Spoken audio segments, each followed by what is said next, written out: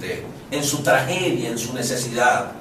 Queremos incidir en lo posible, en la resolución de los problemas que los aquejan.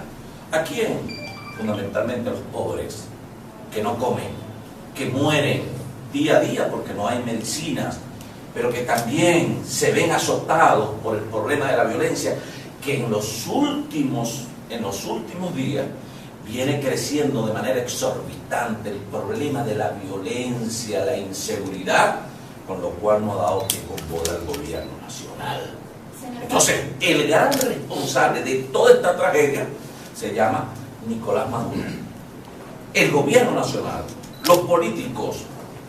Es hora de encerrarnos en la diatriba, en la diferencia, más allá de las percepciones y las visiones. O es el momento de verdad de centrarnos en el problema de la gente.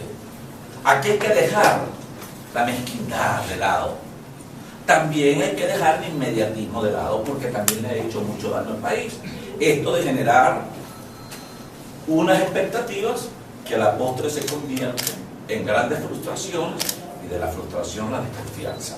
¿En qué se relaciona? En muchas cosas que sucedieron en el pasado que no pueden suceder. Pero se está volviendo a entonces de allí la alerta. De allí la alerta. Hablar con la verdad. No podemos seguir generando falsas expectativas en la población para que se conviertan, repito, en nuevas frustraciones. Es la verdad. Y estamos obligados los políticos a hablar con la verdad a la gente, y más en estas condiciones de tragedia en las que se encuentra Venezuela. No es posible la manipulación, pero también dejar de lado la mezquindad, el ego personal o partidista. Aquí hablo del propósito. El propósito común tiene que ser la gente, tiene que ser Venezuela. Entonces demostremos que somos verdaderos intermediarios frente a la gente, interlocutores de la gente. Pongamos lo mejor de nuestros partidos, de nuestra dirigencia, en buscar soluciones concretas en el marco de lo democrático, soluciones concretas a los problemas de la gente. Las próximas labores se van a realizar en Caracas.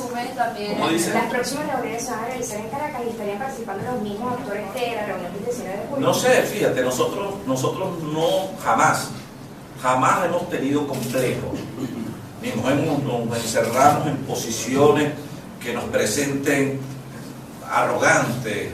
No, al contrario, nosotros estamos abiertos a sostener las conversaciones con quien haya que sostenerlas en función de los intereses de Venezuela.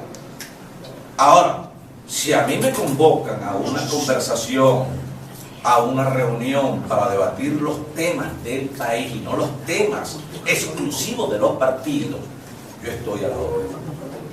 Estoy a la orden. Lo que no podemos es divorciarnos de la realidad del país.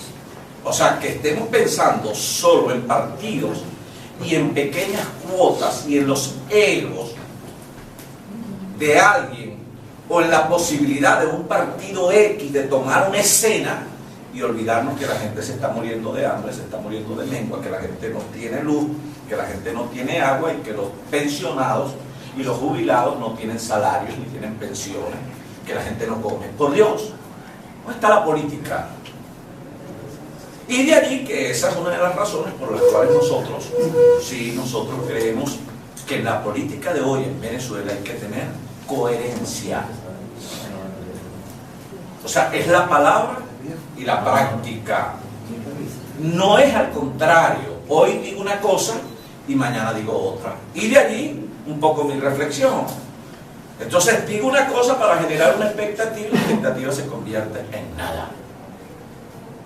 De allí que hay que ver hacia atrás y no incurrir en los errores en los cuales se ha incurrido, que han dejado también, más que mal sabores, han dejado también luto y tristeza en el pueblo venezolano.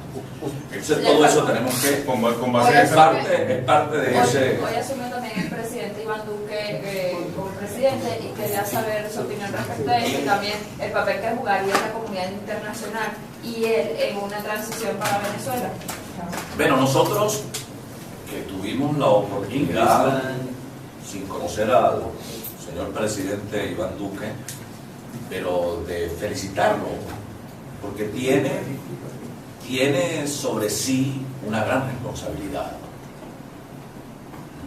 abonar la paz en Colombia, pero también incidir en la paz de la región. Y de allí una coincidencia en ese acompañamiento mutuo. Nosotros apostamos a la paz de Colombia y al restablecimiento de las mejores relaciones con países hermanos, aliados de la vida como Colombia. Pero es allí también los gobiernos. Y de allí que el gobierno que tenemos en Venezuela, que es un gobierno tipo carrito chocón que anda peleando con todo el mundo, de allí la transición, por Dios.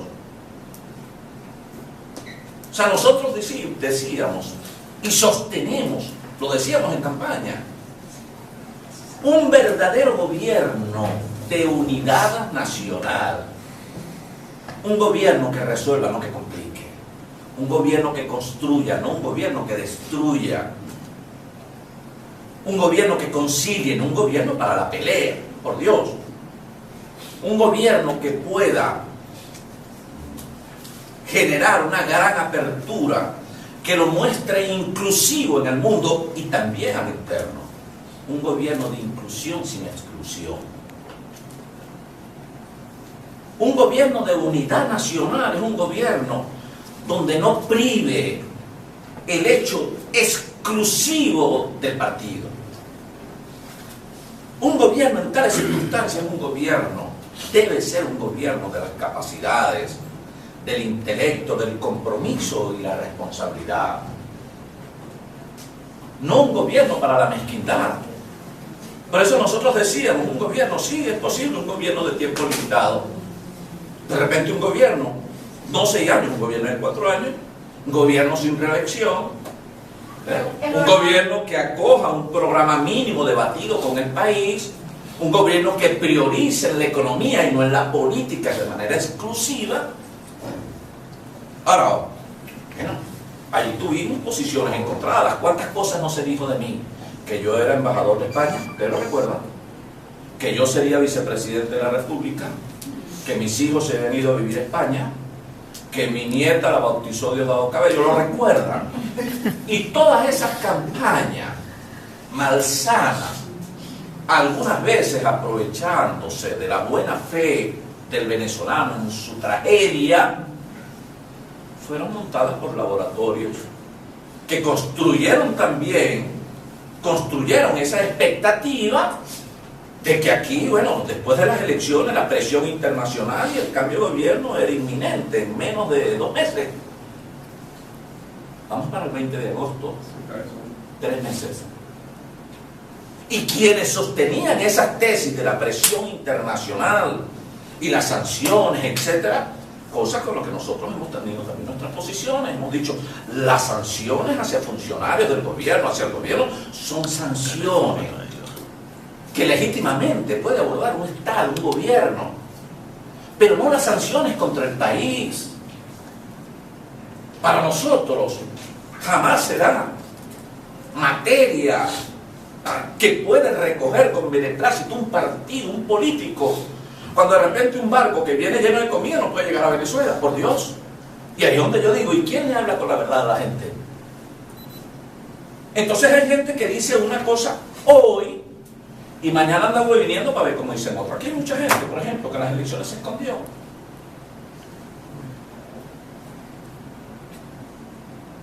Entonces yo hablo de eso, hablo de esa verdad, hablo de ese compromiso. Sostengo y sostenemos que solo es posible en nuestro criterio y siempre en el marco de nuestra Constitución,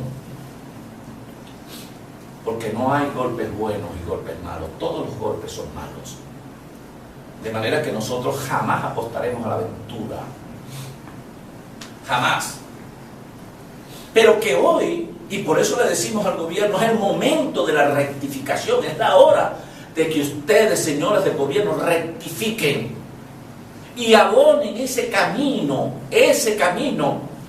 al verdadero entendimiento, al entendimiento concreto, no al fariseísmo de negociación, no, a una verdadera negociación para que construyamos una transición que pueda salvar el país. Es una transición democrática. Y esa transición, venimos en ese espacio prácticamente concretando poco a poco, esos movimientos que nos van mostrando que estamos en una transición en curso. Precisamente en este ¿Por qué? Disculpa, ya te doy la palabra. ¿Por qué? Porque fíjense cómo viene gradualmente incrementándose la situación de crisis estructural en el país. De allí que una de las cosas que nos decía Monseñor Baltasar Porras, y yo lo asumí, y de allí el plan que vamos a presentar el próximo martes, decía Monseñor Baltasar, salgan a la calle a acompañar a la gente en su tragedia.